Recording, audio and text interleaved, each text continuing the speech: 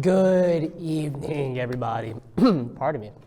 My name is David Nelson. And I'm Saul Ortiz. And we're here to say good evening to all KU students. So fall break's coming around the corner. It is. What's your plans for that, man? I'm just going to be working, taking it easy, not trying to destroy myself after a lot of exams and, a lot of assignments are due this week. So I'm trying to just take it easy and enjoy my weekend. How about you? Yeah, I mean, for me personally, like with all the midterms and just, work, I like to go by what Kawhi Leonard says throughout the NBA season, and I need to do some load management on my end. Speaking of sports, you've been seeing what's been happening in the MLB world in particular? Yeah, I've been taking a glimpse a little bit. I've seen the Royals, they're 1-1 against the Yankees. So I think they play today too. Yeah. What do you think? What do you think is going to happen? What are your predictions? All I'm going to say is that the momentum is on the Royals side. Yeah. I mean, we're talking about the first home playoff game for the Royals since 2015. Yeah, I know. Yeah. It's been a minute. Yeah, I was a baby when they last won a World Series, essentially. But yeah, I think they pull off a win. The atmosphere is going to be crazy in there. And, I think they can come out on top if they put the right players in and, they follow their strategy, Yeah, I know me personally, I've been to the K here and there at Kauffman, and let me tell you, that place can get obnoxious very fast if you're a visiting team. Yep. The fans are passionate, just like the Chiefs fans are. That's for sure. They're on the bandwagon again, I think. That is true. Speaking of obnoxiousness, I know I have plans to be obnoxious for Halloween. Oh, for sure. Yeah, just getting rowdy on Mass Street and, possibly hitting up a few house parties, having some fun. What's your plans for Halloween? Probably the same, hit up a few parties, dress up a little bit. You got a costume or what? Dude, I am trying to figure that out. Yeah. I mean, I went as Sasuke and Itachi before from Naruto. But yeah, it's a toss-up this year. I still need to do my research as far as costumes goes. What about you? I don't even know what I'm going to be. I'm still figuring it out. But we'll see. We'll go on Google and start searching stuff up. Yeah. And giving me some ideas. You know what you could be? You could be a professor. I mean, we could, especially after the news today. Yeah. I mean, just saying that in a classroom. That sounds like it would, I don't know what exactly was said, but we got Philip to tell us more about what this professor said. For sure. Hello and good evening. Earlier today, Professor Philip Lowcock, a health, sport, and exercise lecturer, was seen on video making a questionable statement against men not voting for Vice President Kamala Harris. Let's take a look. Guys are smarter than girls. You got some serious problems. It's what frustrates me. There are going to be some males in our society that will refuse to vote for a potential female president because they don't think females are smart enough to be president. We could line all those guys up and shoot them. They clearly don't understand the way the world works. Did I say that? Scratch that from the recording. I don't want the deans hearing that I said that. Initially, upon viewing this clip, I wasn't surprised considering KU being known as a liberal school. I figured some professors might voice their opinions on the election, just not in this kind of way. It's not necessarily a bad thing for professors to engage in conversations with students, whether it's political or non-political. I just believe the way the professor conducted himself in was unprofessional and could potentially put a stain on the school's reputation. I feel like this may make our conservative student population feel at risk. This has led me to think about this situation spiraling out of control and causing more problems with Election Day coming up in less than a month. We may possibly see more professors actively voicing out their opinions and causing students to follow as well. For now, the professor has apologized and since been put on administrative leave, and we'll have further information later. That is all for today's editorial. Good night.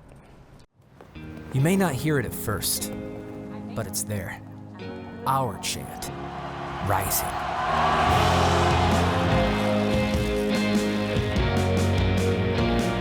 On this summit, callings converge, voices unify into a chorus that sounds out for good, for greatness. Can you hear it? Welcome back to your Good Evening KU News. I'm Ella. And I'm Sarah. On October 5th, Republicans tried to block the Pennsylvania practice that election officials can now notify voters of any mistakes made in their mail-in ballots and allow them to make changes. The Republican National Committee filed their case too close to the 2024 election, and it was declined by the Pennsylvania Supreme Court. Republicans argue they are trying to restore faith in the election process, but legal experts and voting rights groups claim this is an effort to restrict votes for Democrats and question potential losses. Pennsylvania is one of 7 states that is critical to determining the next president of the United States. On Monday, October 7th, the Georgia Supreme Court reinstated its 6-week abortion shortly after a lower court ruled the ban as unconstitutional. This 6-week abortion bill was first signed in May of 2019, but on September 30th, Fulton County Superior Court Judge Robert McBurney said the ban went against the Georgia state constitution. During the week that McBurney's ruling was in effect, abortion was legal until the 22nd week of pregnancy. Abortion providers in the state said they had seen more patients from out of state and received more calls than usual. The executive director of Sister Song Women of Color Reproductive Justice Collective told the Washington Post that lawmakers in Georgia are, quote, more committed to political gains than the lives of the folks who live in this state, unquote. This ban comes after a recent investigation in Georgia that found at least 2 women, Amber Nicole Thurman and Candy Miller, dead after not having access to legal abortion or timely health care. As Florida residents still recover from the aftermath of Hurricane Helene, Hurricane Milton is expected to close in on the state's west coast tonight or tomorrow morning. Hurricane Milton increased to a Category 5 hurricane on Monday, but is expecting to hit landfall as a Category 3. Milton is generating wind speeds of up to 180 miles per hour and is on track to be another powerful hurricane. October 7th marked 1 year since the terror attack in Israel and the following military assault in Gaza. Many people still remain hostage under Hamas control, and the people of Gaza continue to suffer displacement as tens of thousands of Palestinians are severely injured or killed by airstrikes. Israel has turned its attention to Lebanon, raising concerns a war will begin. Prime Minister Benjamin Netanyahu of Israel says he's unwilling to negotiate a hostage deal. A Frontier Airlines flight nearly caught fire as it made its landing at the Harry Reid International Airport in Las Vegas on Sunday. Flight 1326 was coming from San Diego when smoke was seen in the cockpit and the pilots declared an emergency as the plane was attempting to land. The Clark County Fire Department responded to the emergency, and all 197 people aboard the plane were safely evacuated. Frontier added the cause of the accident is unknown and is currently under investigation. That's all we have for news today, and now tossing it to Sam and Carrie to hear all about sports. Thank you, Ella. The Kansas City Chiefs defeated the New Orleans Saints 26-13. This game was a homecoming for former Chiefs stars returning home, like wide receiver Juju Smith-Schuster, who had 130 receiving yards, and running back Kareem Hunt, who had 102 rushing yards and a touchdown. Mahomes also played a stellar game, throwing for 331 yards. The Chiefs are now 5-0 and one of only 2 teams remaining undefeated in the league. They have a bye upcoming this week. As for the other major team in Kansas City, if you were to tell me 3 years ago that the Royals were 1-1 against the Yankees in the ALDS, I would probably slap you, but that is exactly the case, as after the Yankees took the first game last Saturday, the Royals have tied the series 1-1, winning 4-2, hitting a 4-run in the 4th inning, and held the Yankees to 2 runs for the rest of the night. The next game is today in about an hour at Kauffman Stadium over in Kansas City, starting at 6:08 p.m. On Sunday, history was made in the NBA as first-time father and son took the court in the National Basketball Association. LeBron James, who is 39 years old, took the court with his 20-year-old son, Bronny, against the Minnesota Timberwolves. LeBron had a decent night, shooting for 19 points with 5 rebounds and 4 assists. The Lakers drafted Bronny in the second round with the 55th overall pick. The Lakers' next game is tomorrow at 7 p.m. against the Milwaukee Bucks. Vanderbilt stunned number 1 Alabama 40-35 by a win in Nashville on Saturday for the first time since 1984. This loss can be attributed to poor defense with the 2 turnovers and senior quarterback Jalen Monroe, who threw an ill-advised pick 6. Alabama is now 4-1 overall and 1-1 in the SEC. The Crimson Tide with coach Kalen DeBoer are looking to bounce back as they host South Carolina next Saturday before facing Tennessee on October 19th. The KU football team faced a tough challenge this weekend, falling 35-31 to Arizona State in Tempe on Saturday. Scoring a touchdown with 16 seconds to play, the Sun Devils left the Jayhawks 1-5 overall and winless 0-3 in the Big 12. The Jayhawks will look to bounce back after their bye week when they play Houston at Arrowhead Stadium in Kansas City on Saturday, October 17th. The KU volleyball hit the road last Thursday and came away with a 3-1 victory over Colorado in Boulder. Senior outside hitter Caroline Bien led the Jayhawks with 12 kills, 13 digs, and 3 aces. KU is now 12-1 overall and 3-0 in the Big 12 Conference.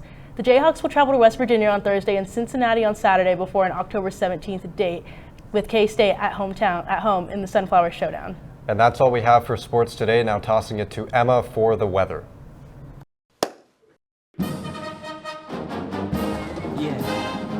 Yeah, I always just clap in this part. This is where everyone's talking amongst themselves. Do you know how to do it? Do you know how to do it? Are we supposed to smile? When do we start? Somebody over here already started. Can we talk about the piccolo part's the most complicated one? It is. If you listen, you're doing it when the band's not playing. You have to tell me when it starts. I still don't know. Here we go.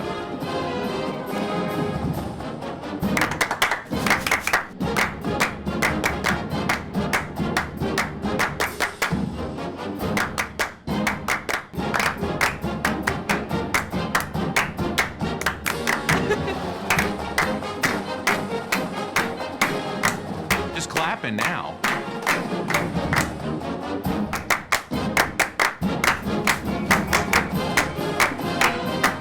No humps.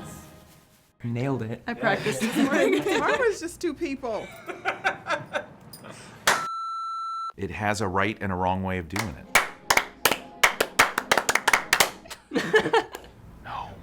No. Wrong. I like my way better. I don't know how to do the end. 4. It's just I don't know the head.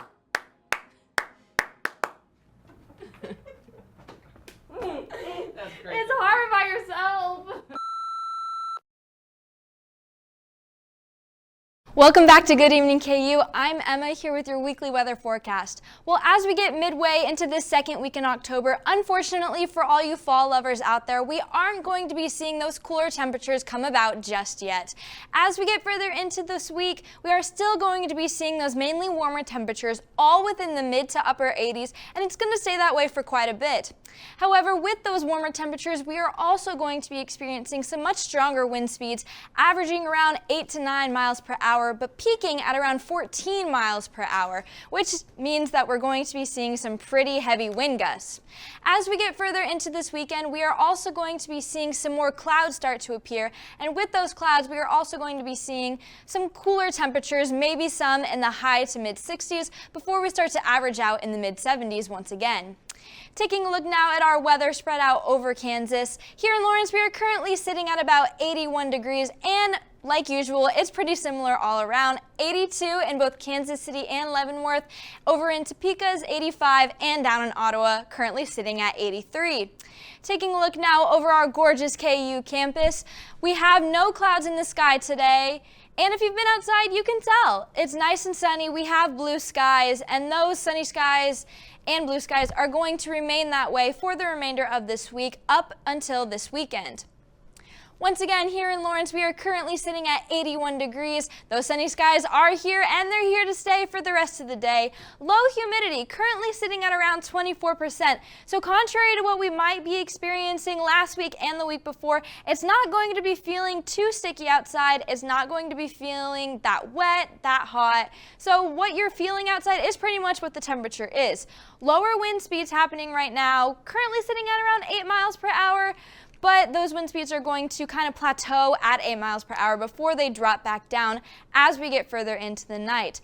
Again, as we get further into the night, clearly we can see a drop in wind speed all the way down to around 4 miles per hour at 8 p.m., kind of keep staying that way as we get further into the night. And with those wind speeds dropping, we are also going to be seeing our temperature dropping all the way down to about 60 degrees at 10 p.m. and it's going to continue to drop.